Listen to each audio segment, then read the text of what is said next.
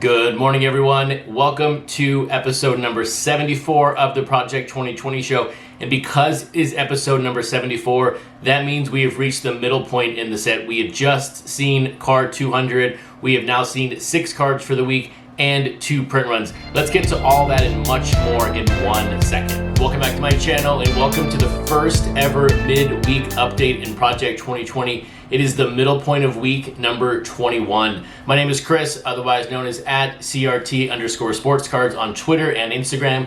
And if you want the best website for all of your Project 2020 news and updates, it's my website, CRTSportscards.com. I do have to say, on a personal level, I have really missed putting out the daily videos, and especially on Sunday evening when I saw the cards for Monday, I wanted to go to my video editing program, start putting in up to 10 cards, getting ready for the show on Monday, and then I realized I can't do that. But this is very exciting for me to get back to it. I had a lot of fun recording last night. Some of this was filmed 24 hours before, and now on Wednesday night, I'm finishing up. So I'm very excited, and I think from a schedule perspective, this is going to work. Doing a Wednesday evening, Thursday night video release plus Saturday is going to work for me in the future going forward. And I still need to do my 20-part series when it comes to my artist rankings, their first card to their 10th card at the 50% mark. So those will come out over the next month. I'm trying to take it easy this week from a recording schedule to see how I adjust mentally, and then how I adjust, can I record after working for 8-9 hours a day? How am I communicating, things like that. But that series will be coming out.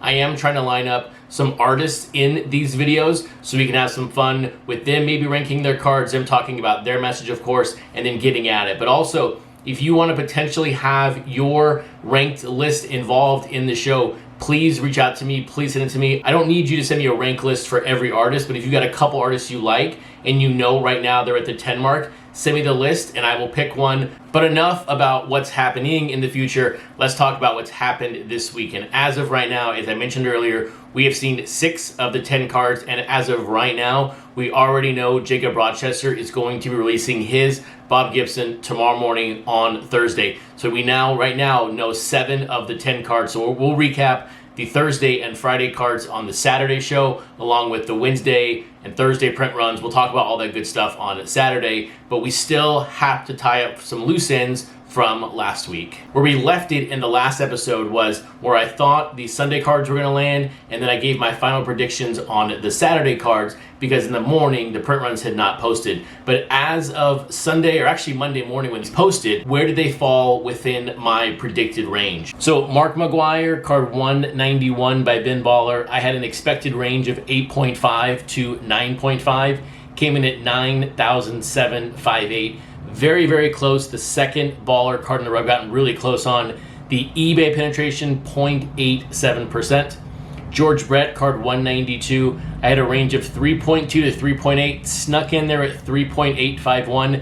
Thankfully, there were not 49 other sales to get that to 3.9. The Frank Thomas JK5, I had 3.2 to 3.8, came in at 3.781.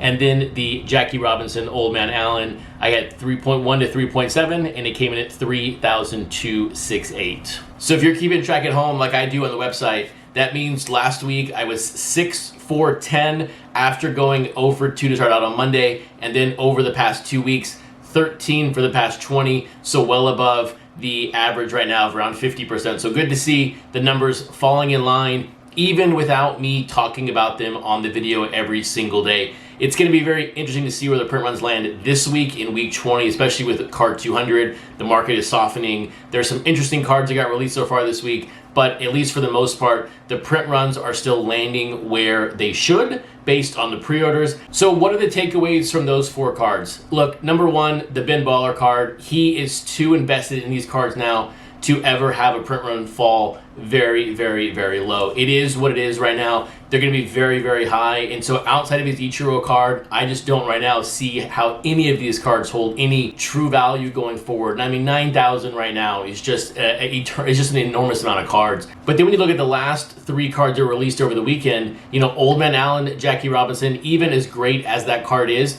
3.2, not a surprise. Old Man Allen is not driving a print run, and I don't think he will drive a print run outside of maybe a Mike Trout. But we've even seen Mike Trout cards come down with Grotesque and Natural. You're looking at JK5 with that Frank Thomas, a fantastic card in my opinion, 3.7. That was rather high, but we have seen JK5 sort of drive some print runs a little bit higher recently, but there again, not over 4,000. And then George Brett by FDOT, the highest or the second highest card of the weekend, 3.8 thousand. To me, that's really driven by the FDOT fan base. That was a great card overall, but that's a real testament to FDOT, what he has been able to deliver to his fans, to his Patreon account. But when I think about the week as a whole, look, all of the print runs came in within my expectation or really, really close. The only one that really surprised me was the Monday card of Ricky Henderson by Andrew Thiel. That card had over 100 pre-orders and came in just over 4,000.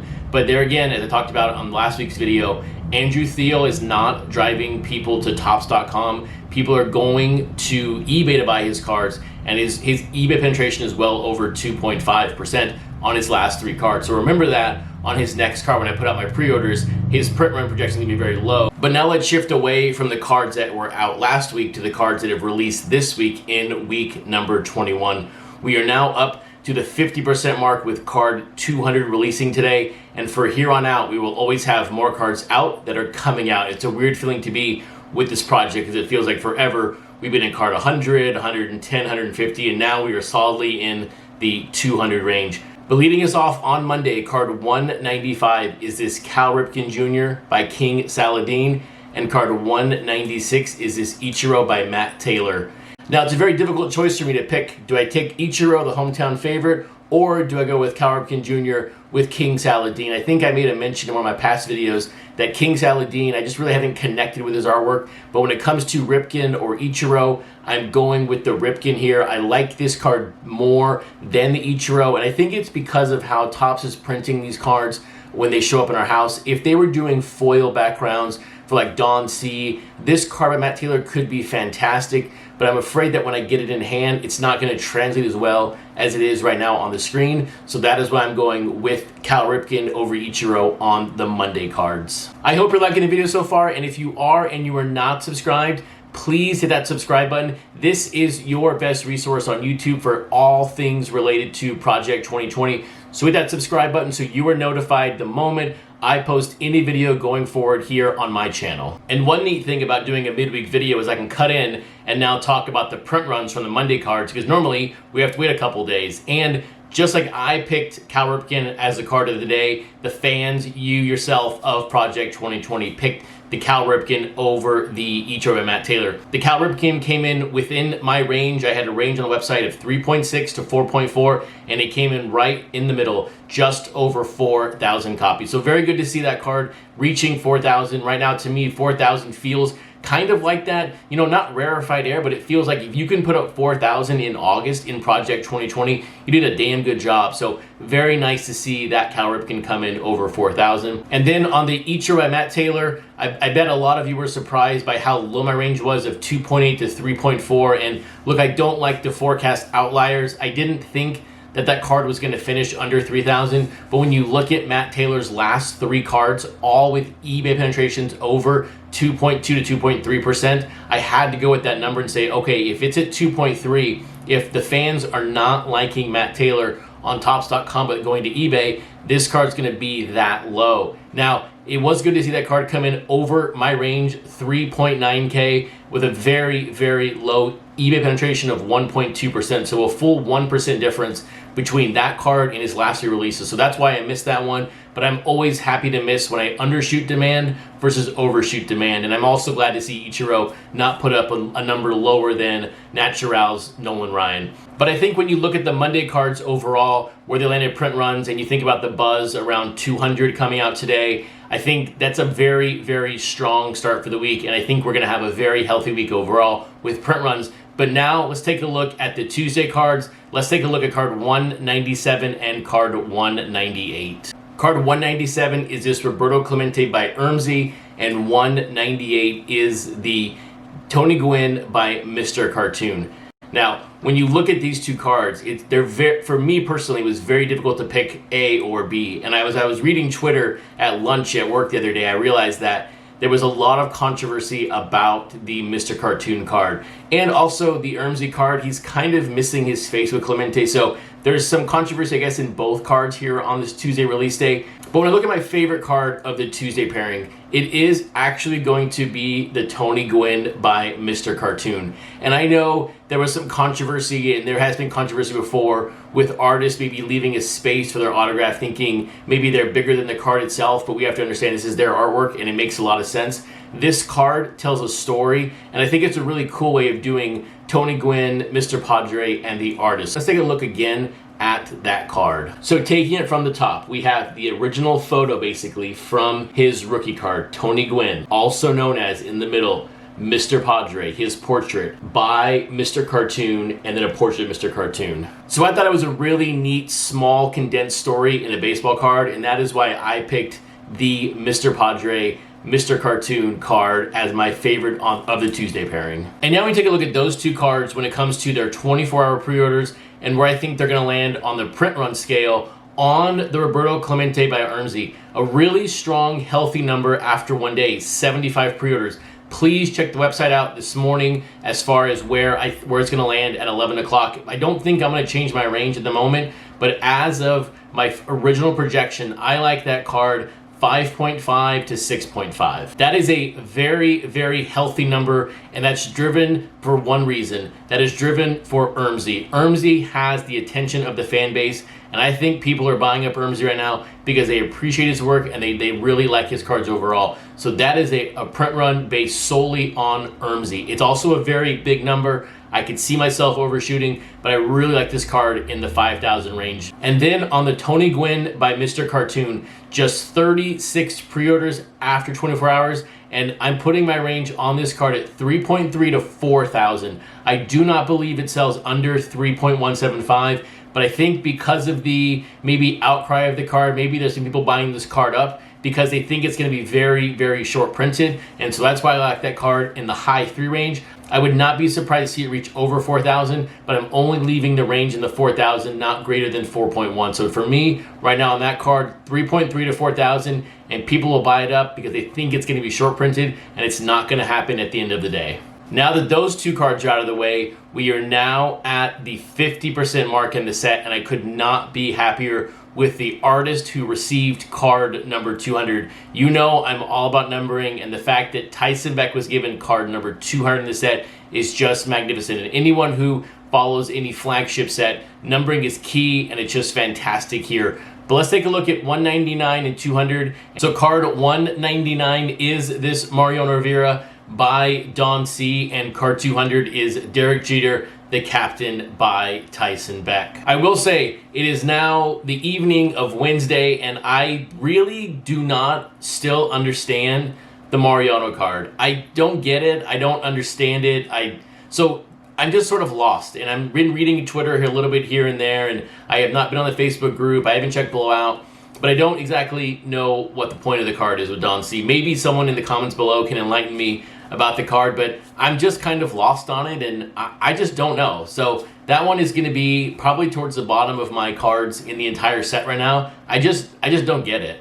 And then on the Tyson Beck, this will be my first purchase of the week, and it's fantastic because it's card number 200. Another great design by Tyson Beck using some different photos. I really, really like this card overall. Very striking look to it. And when you look at it, you know it's Tyson Beck. It's a great way to start out the second half of the set as we now count down to 300 and then count down to 400 over the next 3 to 4 months. But now that the Tyson Beck is out, we now have the Vaulted 5. And what is the Vaulted 5? It is card 150, 100, 150, and now 200. Card number 1 from a refresher, Ichiro by Ben Baller. Card number 50, Gregory Siff with his Cal Ripken. Card 100, we have the Mike Trout by Blake Jameson with Ben Baller on the ice.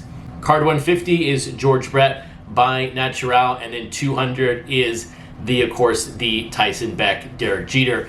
We got 4 more to go. Who's going to get card 250? Who's going to get card 300, 350, and then what card will end this magnificent set? Stay tuned for all of that. but it's great to see 5 of the 9 key numbering cards now out, and we just have to be patient for the future as we get to card number 400. But let's be honest, we've got a long way to go before we get to card 300, 350, and then 400 in December. But in the meantime, what is happening in the market in the middle of August? I know it's not even the middle point yet, but what has the market been like in August for Project 2020? And it's been one word. It's been rough. And we knew this was coming. I've been saying this now for weeks, maybe even over a month. This was going to be a very difficult month. And I thought it'd be for different reasons. But look, the shipping delays are monstrous right now in Topps. We are now talking about 200, and we're just getting in card 104, 105. I mean, it is just a nightmare out there. And yes, there are lower print runs coming, but we still got to get to some monster print runs at the moment. Number 2, let's just be real. When the macro economy is in fluctuation as it is right now, especially with COVID, all of the uncertainty in the unemployment insurance for people out there who are unfortunately unemployed, furloughed, or laid off, there is some uncertainty there, and that's creating a micro depression really in Project 2020. And then also people right now are panicking. People in a sense, and I don't know why they are. This is a monster set. This is gonna last for many, many months, but there are people right now selling off their cards. I think that's incorrect, but if you're a buyer of these cards, if you believe in the set like I believe in the set long term, if you believe that this set is as revolutionary as it is in 2021, 2022, 2023, what should you be doing right now? You should be buying up these deals. There are some really, really good deals out there right now. You just have to look for them. Because eBay right now, there's so many new cards out there. There's so many high print run cards out there. You got to do some digging. But right now, if I were you, I would be doing some buying because there are some incredible deals. But let's look at some first player, second player pricing where they were last week and maybe where they were yesterday. Taking a peek here at first player pricing from 8/4 to 8/10. Now this is our 10th consecutive week of daily pricing. And so we have a real good sample size now of how the pricing is looking. And when you see the red on the screen, it's really stark. 6 of the 20 cards now are at their bottom value over the past 10 weeks. And then when you look at the sales from 8/11, one card, the Sandy Koufax by Rochester, is again even lower than where it was on 8/4 to 8/10. 342.50 is 5% below the min. And now when you look at second player pricing, it's an even more difficult situation. You have 1, 2, 3, 4, 5, 6, 7. You have 8 of the 20 cards right now at their bottom value. Now this is 9 weeks of data, but still, it is a stark reality out there that there are some very, very low prices. And then when you look at the pricing on 8/11, so much red in the min category, very few cards over their min value at the moment. So if you are looking for a second player card, this is the time to make that purchase. And then taking a look at the Forgotten 7 and in the Y2K group, here on Forgotten 7, 3 of the 7 are at their bottom values. And then the Ichiro by JK5 continues to drop on 8/11, 174.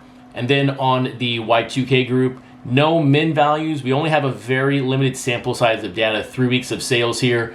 But then when you look at like Tony Gwynn by Natural, down to $50, that's down 25% versus the min. So even though I've said this is a time to make a purchase if you're looking for a first or second player card because of the pricing being low, it could still continue to drop. As I mentioned in my last video, we are not going to know what the bottom is until after it passes. Just like you don't know what the peak is until after it passes, we don't know where the bottom is going to be. But some of these cards, if you are, like I said before, a true believer in the set, there are some fantastic deals out there. So you're going to have to make that ultimate decision. But please continue to reference this data on the website. I update it every morning before I go to work now, so you can reference it to see where the card was yesterday and where it was for the past 4 to 5 days, if not up to 10 weeks of data, so you can judge and make the best decision for you financially going forward. Hopefully you liked the video, and if you did, please give it a thumbs up. And if you want more news and notes from me around Project 2020, check out that playlist on the screen right now.